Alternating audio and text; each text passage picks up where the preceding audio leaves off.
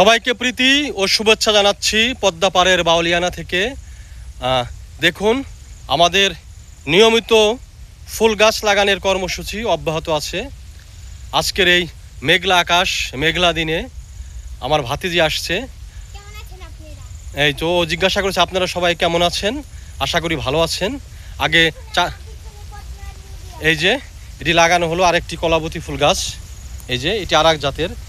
আমরা আজকে 3 প্রজাতির কলা ফুল গাছ নিয়ে আসছি। দেখুন এই যে লাগানো হলো। এটা এই দিকে আসো সুরজ, এখানটা লাগাও। ওই যে ওই পাশে যে গাছটা দেখো, খেয়াল রেখো।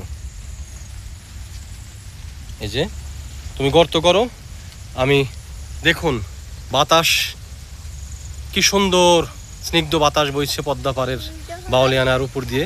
দেখুন দারুণ অনিন্দ পরিবেশ। এই যে হ্যাঁ, অনেক সুন্দর বাতাস। দেখুন চারপাশটা একবার দেখুন।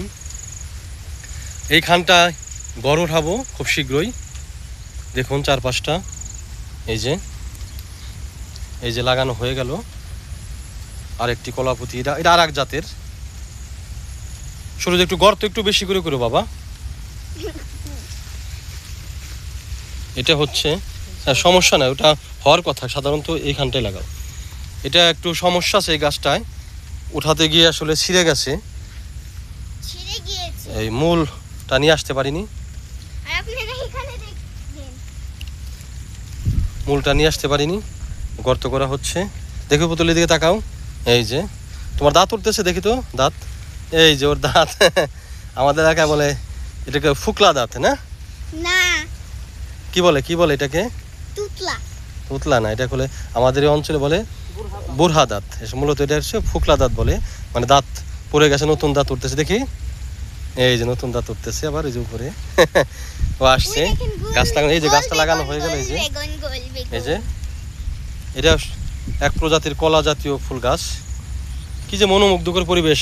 সুরুজ, তুমি তো ঘেমে গেলা, খুব কষ্ট হচ্ছে মনে হচ্ছে। কাকু ঘেমে গেলেও আমার খুব আনন্দ লাগতেছে। পরিবেশটা খুবই দারুণ।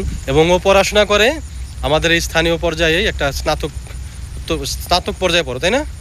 স্নাতক পড়ে, সবে মাত্র আর কি ইন্টারমিডিয়েট পাশ করেছে। ভালো ছেলে এবং জ্ঞান পিপাসু। সুরজ, তাহলে আমরা পরবর্তী গাছে যাই। আমরা কলাবতী ফুল গাছ লাগানো শেষ হলো, তাই তো?